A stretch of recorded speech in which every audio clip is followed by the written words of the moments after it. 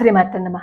Video పూర్తిగా చూసిన తర్వాత మాత్రమే కామెంట్ పెట్టండి. మధ్యలో సగం సగం చూసేసి దయచేసి కామెంట్ పెట్టద్దు. మొన్న కాళికా అమ్మవారి ఆలయం గర్భాలయంలో ఒక చిన్న పిల్లని బాధ పెట్టాడు ఒక అటెండర్. ఆ విషయం బయటకు వచ్చింది కదా. వచ్చిన తర్వాత కొంతమంది వీడియోలు చేశారనమాట. ఎలా పూజారి అర్చకుడు చేశాడు, బుద్ధుందా లేదా అని థంబ్నెయిల్స్ పెట్టి చేశారు. సరే, నేను వీళ్ళని ఒక ప్రశ్న అడుగుతాను.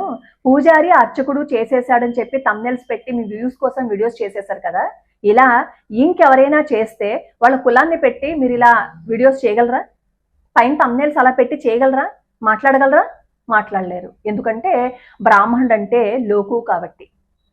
అక్కడ చేసింది ఎవరో తెలిసి కూడా వ్యూస్ కోసం పూజారులు అర్చకులు అంటూ థంబ్నెయిల్స్ పెట్టి చేశారు. నిజంగానే బ్రాహ్మణుడు చేశాడు అనుకోండి, ప్రశ్నించాలి. అది బ్రాహ్మణుడా ఇంకెవరైనా కాదు. ఎవరు ఏ తప్పు చేస్తే నిజంగా ఆ వ్యక్తిని ప్రశ్నించడంలో తప్పే లేదు.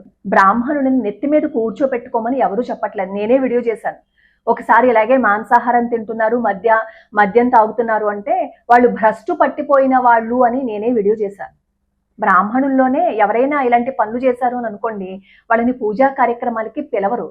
కానీ ఎవరో ఒకళ్ళు చేశారు కాబట్టి, ఆ చేసింది కూడా అటెండర్ అయితే, అసలు బ్రాహ్మణుడే కాకపోతే పూజారి చేశాడు అర్చకుడు చేశాడని థంబ్నెయిల్స్ పెట్టి వీడియోలు ఎలా చేస్తారు?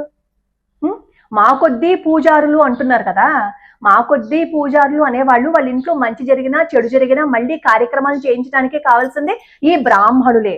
మళ్ళీ వీళ్ళకి వ్యూస్ పెంచుకుని తిట్టడానికి కూడా కావాల్సింది బ్రాహ్మణులే. వీళ్ళ వీడియోస్ లో కులగజ్జి అనే మాట లేకుండా, బ్రాహ్మణులు అనే మాట లేకుండా, దళితులు అనే మాట లేకుండా వీడియోలు వస్తాయా? రావు అసలు. ఎందుకంటే ఇవన్నీ వాడకపోతే వ్యూస్ రావు కాబట్టి వాడుకోవాలి. వ్యూస్ కోసము డబ్బులు సంపాదించుకోవటం కోసం కూడా బ్రాహ్మణులనే వాడుకుంటారు. కాస్త ఆలోచించి పెట్టండి. మరి ఇదే బ్రాహ్మణులు ఇలా మాట్లాడుతున్నారు కదా. పాల్ఘర్ దగ్గర సాధువులని పాపం వాట్సాప్ యూనివర్సిటీ అంటారు కదా. ఆ వాట్సాప్ యూనివర్సిటీలో వచ్చిన ఫేక్ న్యూస్ నే పట్టుకుని నిజంగా పాపం ఆ సాధువులు ఏదో అన్యాయం చేయడానికి వచ్చేసారని చెప్పి అక్కడ ఉన్న గ్రామస్తులు పాపం రాళ్లతో కొట్టేశారు. రాజస్థాన్ లో ఒక అర్చకుడిని అలాగే చంపేశారు. అలాగే కాకినాడలో, అలాగే భీమేశ్వర స్వామివారి ఆలయంలో, ద్రాక్షారామంలో, ఇలా ఏ ఆలయంలో చూడండి అర్చకుల మీద దాడులు జరగలేదా? ఎందుకు అంత ద్వేషం? గుడికొచ్చిన ఎవరినైనా, ఏ అర్చకుడైనా నీ కులం ఏంటి అని అడిగారా? నీ గోత్రం ఏంటి అని అడుగుతారు. నీ గోత్రనామాలు చెప్పు అంటారు. మీ గోత్రనామాలు చెప్పండి అంటారు. అంతే తప్ప మీ కులం చెప్పండి అని పూజ ఎప్పుడూ చేయరు. గుళ్ళోకి రానివ్వలేదు అని అంటున్నారు కదా. ఏ గుళ్ళోకి రానివ్వలేదు? రానివ్వకపోతే అక్కడికి వెళ్ళి చెప్పండి ఏ గుళ్ళోకి రానివ్వలేదో. అందరం వెళ్ళి మాట్లాడదాం. ఏ గుళ్ళోకి రానివ్వలేదు? గర్భాలయంలోకి రానివ్వాలి అంటారు. అసలు గర్భాలయంలోకి బ్రాహ్మణుడు అయినా సరే అక్కడ అర్చకుడు తప్ప మిగతా వాళ్ళు లోపలికి వెళ్ళకూడదు. ఆ అర్చకుడు అనుమతి ఉంటే తప్ప. బ్రాహ్మణుడైనా సరే గర్భాలయంలోకి వెళ్ళి అక్కడ కూర్చొని నేను చేసుకుంటా అంటే కుదరదు. ఉపనయన సంస్కారం లేని వాళ్ళు బ్రాహ్మణుడైనా సరే గర్భాలయంలోకి వెళ్ళడానికి కుదరదు. ఆడవాళ్ళు బ్రాహ్మణులైనా సరే గర్భాలయంలోకి వెళ్ళడానికి కుదరదు. దానికంటూ కొన్ని నియమాలు కట్టుబాట్లు ఉంటాయి.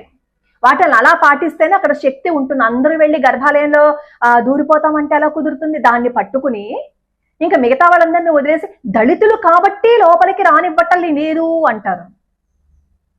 మొన్న కూడా ఈ రామ్లీలా మైదానంలో జరిగింది కదా ఒక బహిరంగ సభ. ఆగస్టు 8వ తారీఖున మల్లికార్జున ఖర్గే గారు అక్కడ మాట్లాడి వెళ్ళిన తర్వాత 2 రోజులకి శ్రీరామ్ సేన అని వాళ్ళు శుద్ధి కార్యక్రమం చేశారనమాట. అంటే హవనం చేశారు, యజ్ఞం చేశారు. అంతే, ఇంకా మొదలెట్టేశారు. ఇంక న్యూస్ లో ఇలా వచ్చిందని చెప్పి ఆ న్యూస్లు చదివేసుకుంటూ, నేను దళితుడిని కాబట్టి అక్కడేమో హవనం చేశారు, శుద్ధి కార్యక్రమం చేశారు అని చెప్పి ఖర్గే గారు ఇంకా ఆ న్యూస్ని పట్టుకుని దళితులు కాబట్టి శుద్ధి చేస్తారా అంటూ తెగరెచ్చిపోయి వీడియోలు చేశారు. అక్కడ జరిగింది ఏంటో తెలుసా? ఆ రామ్లీలా మైదానంలో ఈ శ్రీరామసేన అలాగే హిందూ సంస్థలు మన సంస్కృతి సంప్రదాయాలకి సంబంధించి కార్యక్రమాలు చేస్తూ ఉంటారు. రాముడు గురించిన సభలు అక్కడ జరుగుతూ ఉంటాయి. రాముడు గురించి ఎన్నో కార్యక్రమాలు అక్కడ చేస్తూ ఉంటారు. అలాంటి కార్యక్రమాలు జరిగే చోట ఆ బహిరంగ సభలో యూరిన్ బాటిల్స్, మద్యం బాటిల్స్, అలాగే శ్రీరాముడికి వ్యతిరేకంగా నినాదాలు, హిందూ ధర్మానికి వ్యతిరేకంగా నినాదాలు ఇవన్నీ వినిపించాయి. ఇంట్లో ఏదైనా ఒక కార్యక్రమం చేసుకునేటప్పుడు ఇల్లంతా శుభ్రం చేసుకోకుండా, ఇల్లేం తుడుచుకోకుండా పూజ చేసేసుకుంటావా? ఇంట్లో అంటూ ముట్టు కలిపేసినప్పుడు అయ్యో అన్నీ కలిసిపోయని చెప్పేసి అప్పుడు పుణ్యహవచనం చేయించుకోరా? ఏదైనా మైలు వచ్చినప్పుడు ఇంట్లో పుణ్యావచనం చేయించుకోరా? శుద్ధి కార్యక్రమం చేయించుకోకుండా అలాగే చేసేస్తారా? చేయరు కదా. మరి ఒక ఇంట్లోనే అలా కార్యక్రమాలు ఏవైనా జరుగుతున్నప్పుడు శుద్ధి చేయించుకుంటూ ఉంటే అక్కడ మన ధర్మానికి సంబంధించి కార్యక్రమాలు జరుగుతాయి. అంతకు మించి రాముడి గురించి ఎన్నో కార్యక్రమాలు అక్కడ జరుగుతూ ఉన్నప్పుడు అక్కడ యూరిన్ బాటిల్స్, మద్యం బాటిల్స్ అవన్నీ అక్కడ కనపడితే మరి శుద్ధి చేయకుండా మళ్ళీ నెక్స్ట్ దేవుడి గురించి ఎలా చేసేస్తారు అక్కడ కార్యక్రమాలు చెప్పండి. స్పష్టంగా చెప్పాడు. అందులో ఒక దళితుడు కూడా ఆయన అన్నారనమాట, నేను వాల్మీకి కుటుంబానికి చెందినవాడిని, నేను కూడా దళితుడినే, ఈ హవనం చేసిన దాంట్లో నేను కూడా పాల్గొన్నాను, నేను అక్కడ ఉన్నాను, నేనే చెప్తున్నాను. అక్కడ ఆ మల్లికార్జున ఖర్గే గారు దళితుడు అని చెప్పి హవనం ఎవరూ చేయలేదు అని ఆయన ప్రత్యక్షంగా చెప్పారు. ఆ వీడియో కూడా పెడతాను చూడండి ఒకసారి. देखिए, मैंने उस दिन भी आपके कहने के माध्यम से बात स्पष्ट करी थी कि जो शुद्धिकरण हवनमा हुआ है वो इसलिए हुआ है कि राजनीतिक कार्यक्रम उस मंच से कराया गया। पहली बात तो वो सांस्कृतिक मंच है, किसी भी राजनीतिक पार्टी को मंच नहीं लेना चाहिए। और उस मंच के फिर माध्यम से अल्लाह ऊपर के नारे जो हमें लगे, जो हमें वीडियो प्राप्त थी, तो उसके शुद्धिकरण के लिए हमने वहाँ हवन कराया गया। क्योंकि मैं भी एक अनुसूचित जाति से आता हूँ, भगवान वाल्मीकि का मैं उपासक हूँ, तो ऐसा नैरेटिव कांग्रेस ना फैलाए कि हमने वहाँ दलित कोई आया और उसका हमने विरोध करा, वो गलत चीज है। ये देश भी जानती है, जनता भी जानती है कि ऐसा नैरेटिव वो गलत फैला रहे, ऐसा कभी नहीं हुआ है। देखिए, मैंने उस दिन भी आपके మరి ఆ దళితుడు చెప్పిన మాట నమ్మాలి కదా, ఆయన చెప్పిన మాట నమ్మాలి కదా. నేను కూడా హవనంలో పాల్గొన్నాను, ఆ కార్యక్రమంలో నేను కూడా ఉన్నానని ఆయన చెప్పారు కదా. మరి ఇంకెక్కడ తక్కువ ఎక్కువలు చూపించారు? మరి ఇప్పుడు ఈ మాట అంటున్నారు కదా. ఈ కుంభమేళ జరిగినప్పుడు ఈ మల్లికార్జున ఖర్గే గారు ఏం మాట్లాడారు? గంగా నదిలో స్నానం చేస్తే పాపాలు పోతాయా? డబ్బులు లేని వాళ్ళు ఎంతో మంది ఉన్నారు, స్కూల్స్, హాస్పిటల్స్ కట్టించచ్చు కదా అని అడిగారు. ఆ రోజు కుంభమేళ గురించి నోటికొచ్చిన మాటలు మాట్లాడారు. మరి ఆ కుంభమేళ, ఆ ఉత్సవం జరిగినప్పుడు ఎంతమంది విదేశస్తులు అక్కడికి వచ్చి స్నానం చేశారు? మరి ఏ లాభము లేకపోతే 72 దేశాల నుంచి మన కుంభమేళకు వచ్చి ఎందుకు స్నానాలు చేశారు? ఆఖరికి ఈ యాపిల్ ఫోన్ CEO భార్య అక్కడికి రాలేదా? ఎంతమంది దేశ విదేశీయుల ప్రతినిధులు అక్కడికి వచ్చి స్నానం చేశారు. అబ్బాయి ఎంత ప్రశాంతంగా ఉందో, ఇది కదా భారతదేశం అంటే, ఇది కదా హిందూ ధర్మం అంటే అని ఎంతమంది వచ్చారు? విదేశాల నుంచి వచ్చి అందరూ మనల్ని చక్కగా అర్థం చేసుకుని మన కార్యక్రమాల్లో పాల్గొంటే మన దేశంలోనే ఉంటూ మన వాళ్ళ మీద బురద జల్లుతారు వీళ్ళు. అలాగే ఉదయనిధి స్టాలిన్ ఏమన్నారు? సనాతన ధర్మాన్ని మలేరియా డెంగ్యూతో పోల్చారు కదా. మరి మలేరియా డెంగ్యూతో పోల్చినప్పుడు ఆ మాటలని ఈ మల్లికార్జున ఖర్గే వాళ్ళ కొడుకు సమర్థిస్తూ మాట్లాడారు. అయితే మన సనాతన ధర్మం ఈ మలేరియా డెంగ్యూనేనా? అది ఒప్పేసుకుందామా మనం కూడా? అలాగే 2024 లోక్సభ ఎన్నికలు జరుగుతున్నప్పుడు వాళ్ళ పార్టీలో వాళ్ళ తరపున ఎవరైతే పోటీ చేస్తున్నారో అతను శివకుమార్ అయితే అతను ఏమన్నాడో తెలుసా? ఈ మల్లికార్జున ఖర్గే ఎన్నికల ప్రచార సభలో మాట్లాడుతూ తమ పార్టీ అభ్యర్థి పేరు శివకుమార్, శివుడు కాబట్టి ఆయన రాముడితోనైనా పోటీ పడగలరు అంటూ వ్యాఖ్యలు చేశారు. ఆయన మాటలన్నీ ఒప్పేసుకుందామా? ఎందుకు మరి అక్కడ ఎందుకు భేదాలను చూపించారు? ద్వేషాలను రెచ్చగొట్టేలాగా ప్రయత్నించారు ఆయన అక్కడ. RSS ని నాశనం చేసేయాలట. అంతేకాదు, ఈ RSS వాళ్ళు స్వాతంత్ర సమర ఉద్యమంలో ఎప్పుడు పాల్గొన్నారు? ఎంతమంది పాల్గొన్నారు? అసలు క్విట్ ఇండియా ఉద్యమంలో పాల్గొనే లేదు అన్నారు. చరిత్ర తెలీదా? ఎవరు పాల్గొన్నారు, ఎప్పుడు ఎవరు ఏం చేశారు తెలీదా? ఈ దేశం క్లిష్ట పరిస్థితుల్లో ఉన్న ప్రతిసారి వచ్చి పార్టిసిపేట్ చేసింది ఎవరు? స్వయంగా వాళ్ళు వస్తారు తప్ప వాళ్ళకి అవార్డులు రివార్డులు ఎవరు ఇవ్వరు. ఒక్క పైసా కూడా ఆశించరు. ఈ దేశంలో ఎవరు ఏ పరిస్థితుల్లో ఉన్నా, ప్రకృతి వైపరీత్యాలు సంభవించినా, ఈ దేశంలో కొట్లాట్లు జరుగుతున్నా, ఏదైనా ఉత్సవం జరుగుతున్నా స్వయంగా వచ్చి పాల్గొనేది RSS వాళ్ళు. అలాంటి RSS దేశ ద్రోహ సంస్థ. మాట్లాడడానికి కొంచెమైనా సిగ్గుండక్కర్లేదా? దేశ విభజన జరిగినప్పుడు అలో లక్ష్మణ అని మన భారతీయులు ఏడుస్తూ ఉంటే మహాత్మా గాంధీ గారు మసీదులో నుంచి అందరూ వెళ్ళిపోండి, మిగతా వాళ్ళకి ఇబ్బంది కలగకూడదు, మన వాళ్ళందరూ వెళ్ళిపోండి అని చెప్తే చలిలో గిజగిజ వణికిపోతూ ఉంటే ఆ రోజు ఆదుకున్నది ఎవరు? RSS వాళ్ళే. ఆ రోజు ప్రతి వ్యక్తి కంట్లోంచి నీళ్ళు వచ్చే వాళ్ళు ఏం మాట్లాడారో తెలుసా? RSS వాళ్ళు లేకపోతే మేమేమైపోయి ఉండేవాళ్ళమో అన్నారు వాళ్ళు. నేను ఇదేమి నోటి మాట చెప్పట్లేదు, దీనికి కూడా ఆధారం ఉంది. ఆధారం లేకుండా నేనేం మాట్లాడట్లేదు. అలాగే మన హిందూ సంస్థలు ఏదైతే హిందువులకి ఇబ్బంది కలుగుతుందో అప్పుడు ఏ హిందూ సంస్థలైతే వచ్చి ఆదుకుంటున్నాయో ఆ హిందూ సంస్థలన్నింటినీ పాములతో పోల్చినప్పుడు పాపం గుర్తుకు రాలేదా ఈ ఖర్గే గారి మాటలు? అప్పుడు గుర్తుకు రాలేదా ఈ ఖర్గే గారిని ఖండించాలి అని చెప్పి? అలాగే నరేంద్ర మోడీ గారు మళ్ళీ ప్రధాని అయితే సనాతన ధర్మ రాజ్యాన్ని ఆయన స్థాపిస్తారు అన్నారు. అంటే ఆయన ఉద్దేశం ఏంటి? సనాతన ధర్మ రాజ్య స్థాపన జరగకూడదు అంతే కదా. మోడీ గారు స్థాపిస్తారు అన్నారు అంటే అర్థం ఏంటి? ఇలా ఎన్నో వివాదాస్పదమైన వ్యాఖ్యలు ఆయన చేశారు. మొన్న సభలో కూడా ఇలాంటివే చాలా వరకు వినపడ్డాయంట. అంతకు మించి అక్కడ యూరిన్ బాటిల్స్, మద్యం బాటిల్స్ పడితే అక్కడ శుద్ధి కార్యక్రమం చేశారు. అదంతా తెలుసుకోకుండా ఒక వార్త పట్టుకుని న్యూస్లో ఇది వచ్చిందని చదివేయడం కాదు, నిజాలు తెలుసుకోవాలి. అలాగే అయోధ్య రామాలయంలో స్కామ్ జరిగింది ఎవరి వల్ల? అయోధ్య రామాలయంలో పనిచేస్తున్న పూజార్ల ఆ డబ్బులు దొంగిలించింది, దొంగతనం జరిగింది, నేను కాదు అంటలేదు, కానీ చేసింది ఎవరు? అక్కడ హుండీ లెక్క పెట్టడానికి వచ్చిన ఆ ఆలయానికి సంబంధం లేని వ్యక్తులు చేశారు అది కదా. మరి ఆ సంఘటనని కూడా పూజారుల మీద నెట్టేశారే. అయోధ్యలో 85 లక్షల రూపాయల చోరీ జరిగింది. ఆ చోరీ జరిగినప్పుడు ఎవరైతే చోరీ చేశారో వాళ్ళని పట్టుకున్నా సరే శ్రీరాముడి పేరును ఈ ఆర్ఎస్ఎస్, బీజేపీ వాళ్ళ పార్టీ కార్యకలాపాల కోసం వాడుకుంటున్నారు అని మాట్లాడలేదా? అలాగే అయోధ్యలో జరిగిన ప్రాణప్రతిష్ఠ వేడుకలను కేవలం ఒక పొలిటికల్ ఈవెంట్గా చిత్రీకరించారు.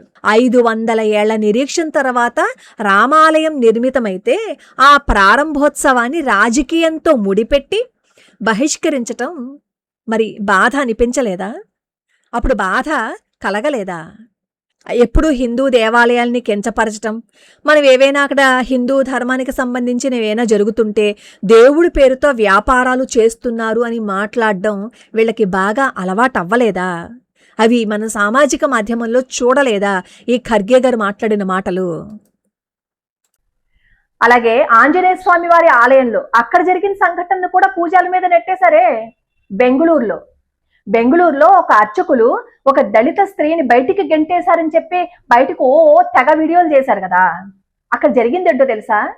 గర్భాలయంలోకి వచ్చి స్వామివారి ఆలయం వెనకాల, ఆ స్వామివారి విగ్రహం వెనకాల దాక్కుంటే అప్పుడు బయటికి తీసుకొచ్చి ఆయన బయటికి పంపించారు. అది జరిగింది అంతే. దానికి థంబ్నెయిల్స్ అన్నమాట. బ్రాహ్మణ పూజారి దళిత స్త్రీని బయటికి గెంటేశారు అని. వివక్ష ఎవరు చూపిస్తున్నారు? అలాగే బ్రహ్మనాయుడు ఏమైపోయారో తెలుసా? ఒక గుహలోకి వెళ్ళి ఆయన తపస్సు చేసుకోవడానికి వెళ్ళిపోయారు. ఆయన మరణించారా బ్రతికున్నారా అనేది ఎవ్వరికీ తెలియదు. ఆయన ఎవరూ ప్రాణాలు తీయలేదు. కానీ దాన్ని కూడా తీసుకుని వచ్చి కొలగజ్జిగాళ్ళు బ్రహ్మనాయుడిని చంపేశారు. ఏది సోర్స్ చూపించండి. బ్రహ్మనాయుడిని చంపేశారని సోర్స్ చూపించండి. దేనికి సోర్స్ ఉండదు, దేనికి ఆధారం ఉండదు. కానీ నోరు తెరిస్తే బ్రాహ్మణులు, మనువాదులు ఈ దళితుల్ని కార్డెత్తుకుని వచ్చేసి వాళ్ళని సపోర్ట్ చేస్తున్నట్టుగా మాట్లాడి మత విద్వేషాలని రెచ్చగొట్టడం. అలాగే మనుధర్మంలో ఏది చెవుల్లో సీసం పోసేశారు బ్రాహ్మణులు వేదాలు చదివితేని ఎక్కడ ఒక్క లైన్ చూపించండి మనుధర్మంలో ఇలా ఉంది అని. మనుధర్మ చదవాలి అని అనుకుంటే గనక ఎంవీఆర్ శాస్త్రి గారు, నేను ఎంవీఆర్ శాస్త్రి గారు బ్రాహ్మణుడు కాబట్టి ఈయన రాసిన పుస్తకం చదవండి అని నేను చెప్పడం లేదు. ఈయన 24 పుస్తకాలని రిఫర్ చేశారు. ఆ పుస్తకాల్లో ఉన్న సారాంశమే తీసుకొచ్చి ఈ మనుధర్మంలో పెట్టారు. మీకు ఎవరికైనా ఓపిక ఉంటే ఈ 24 పుస్తకాలు చదివి అప్పుడు సోర్స్ చూపించి వీడియో చేయండి. అంతేగాని నోరు ఉంది కదా అని మనుధర్మంలో ఇలా ఉంది, ఈ హిందువులు ఇలా చేశారు, అలాగే బ్రాహ్మణులు ఇలా చేశారు అని మాట్లాడడం కాదు. మిగతా దేశాలేమో ఈ మనుధర్మాన్ని వాళ్ళు దేశం బాగుపడడానికి ఉపయోగించుకుంటుంటే ఆ మనువు రాసిన వాటిల్లో నుంచి మనం కొట్టుకుని చచ్చిపోతున్నాం. అందులో ఏం రాశారు, ఏముంది తెలియకుండా కదా మాట్లాడుతున్నారు. ఎన్ని దేశాలు మనువు మాకు ఆదర్శం, మేము ఈ రాజ్యాన్ని ఇలా స్థాపించుకున్నాము అంటే, మా దేశంలో మేము ఇవన్నీ ఇంప్లిమెంట్ చేసుకున్నాము అంటే మనువే కారణం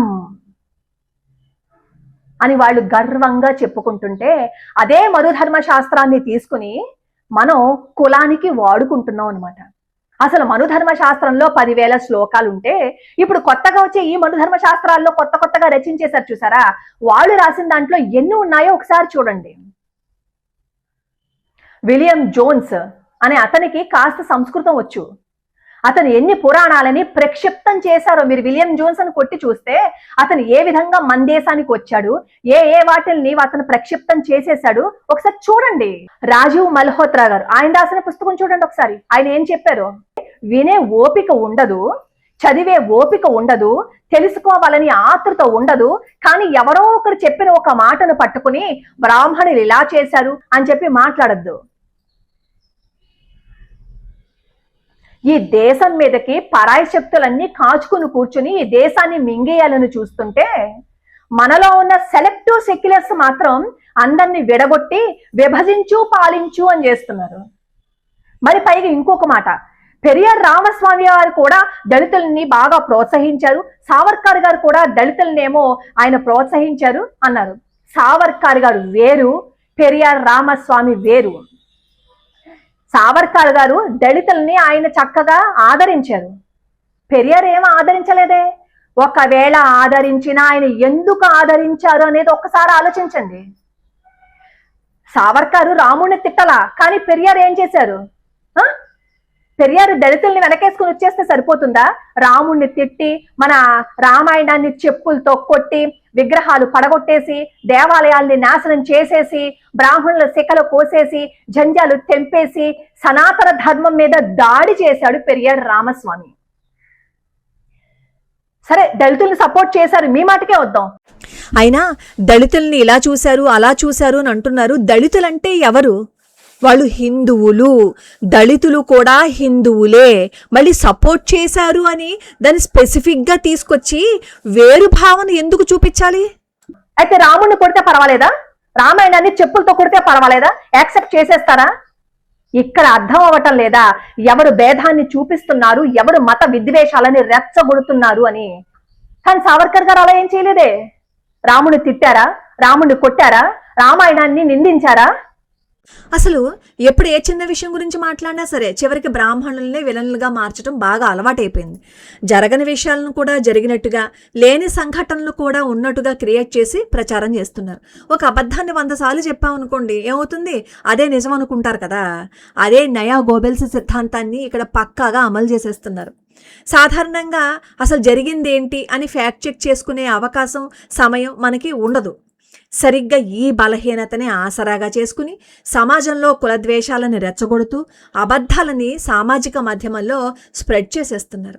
నోరు విప్పి ప్రశ్నించరు, ప్రతిఘటించరు అని ఒకే ఒక్క కారణంతో ఈరోజు బ్రాహ్మణ సమాజాన్ని అత్యంత ఈజీగా టార్గెట్గా మార్చుకుని దాడి చేస్తున్నారు. మిగతా విషయాలు తర్వాతి వీడియోలో మాట్లాడుకుందాం.